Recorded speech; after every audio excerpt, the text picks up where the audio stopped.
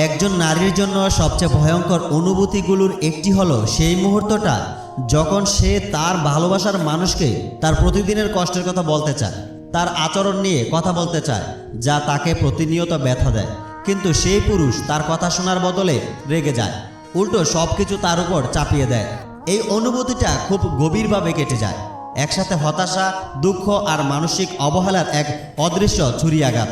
একজন নারী যখন মুখ খুলে কিছু বলতে চায়, সে ঝগড়া করার জন্য নয়, আক্রমণ করার জন্য নয়, সে বলে কারণ সে ভালোবাসে।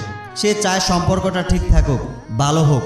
সে কষ্টের জায়গা থেকে কথা বলে, আশার জায়গা থেকে কথা বলে, ভেবে নেয় হয়তো এবার সে বুঝবে, হয়তো বা এবার তার কথা শুনবে, হয়তো এবার সে বুঝবে এই বোঝাটা কতটা ভারী হয়ে উঠেছে তার জন্য। কিন্তু পরিবর্তে সে প্রায় প্রতিরোধ, পুরুষটি রেগে যায়, চিৎকার করে, ঠান্ডা হয়ে যায় কিংবা ব্যঙ্গ করে। সে নারীর কথার গভীরতা বোঝার বদলে সেইটাকে এমনভাবে মোড় নেয় যে যেন ভুলটা মেয়েটারই।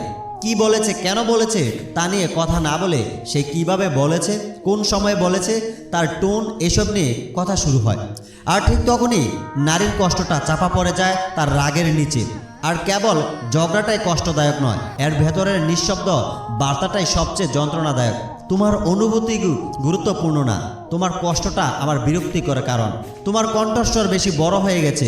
এই মুহূর্তগুলো এক একটা নিঃশব্দ ক্ষত হয়ে জমে থাকতে থাকে। নারীরা চুপ হয়ে যায় শান্তির নামে, সম্পর্কটা না ভাঙার আশায়। কিন্তু এই শান্তি আসলে শান্তি নয়, এটা নীরবতা, এটা মানিয়ে নেওয়া, এটা প্রতিদিন নিজের অস্তিত্বের কিছু অংশ বিসর্জন দেওয়া, শুধু যেন সম্পর্কটা আর না ভেঙে পড়ে। আর সবচেয়ে ভয়ঙ্কর দিকটা হলো, বারবার এমন হলে একজন নারী নিজেকেই প্রশ্ন করতে শুরু করে, হয়তো আমি সত্যিই সেনসিটিভ, হয়তো ব্যাপারটা এমন কিছু নয়, হয়তো আমারই ভুল ছিল। কিন্তু তার হৃদয়ের গভীরে সে জানে না এটা এমন কিছু নয়। সে জানে ভালোবাসা, শ্রদ্ধা আর সহমর্মিতা কেমন অনুভব হওয়ার কথা।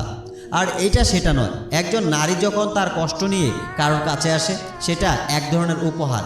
সে তখন আসলে বলছে, আমি এখনও চাই এটা ঠিক হোক। এটা একটা সুযোগ, সংযোগের বোঝাপড়ার ঘনিষ্ঠতা গড়ে তোলার জন্য।